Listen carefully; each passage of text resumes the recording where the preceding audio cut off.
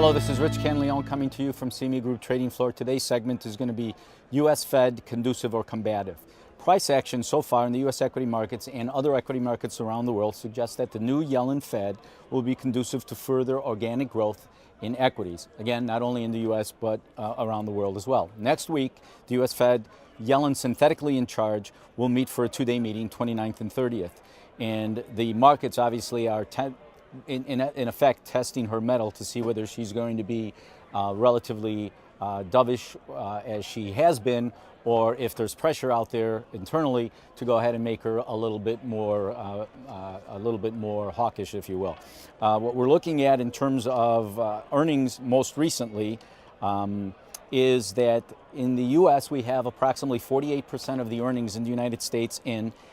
69% of those earnings have been positive surprises, 16% have been negative surprises. So academically speaking, you can see that the U.S. equity market particularly is expecting next week's meeting to be relatively dovish, and that the language still will probably be maintained risk to growth. Let's move along in terms of what the markets look at a lot of times on the institutional side in terms of conventional wisdom, where pricing equities occur.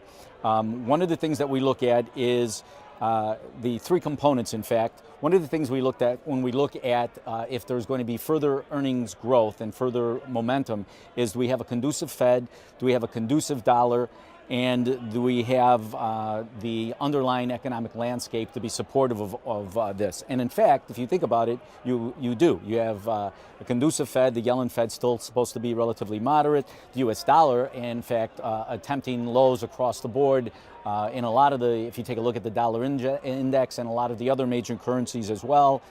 So having said all that, you have an economic landscape as well that is neither not too hot and not too cold. So what's the trade recommendation on the table? What can you do at this point? You're above all the moving averages, not even to mention them because we're so far below. The market as we speak at this point, the S&P is up approximately 23% on the year and change. So how are you supposed to play it and expose yourself to nominal risk? Well, here's an example. In the mini S&P week 1, 1775, $18 call spread that would expire the Friday in November, the first Friday in November. That's trading at $1, so essentially you can buy that for $50 on the mini side.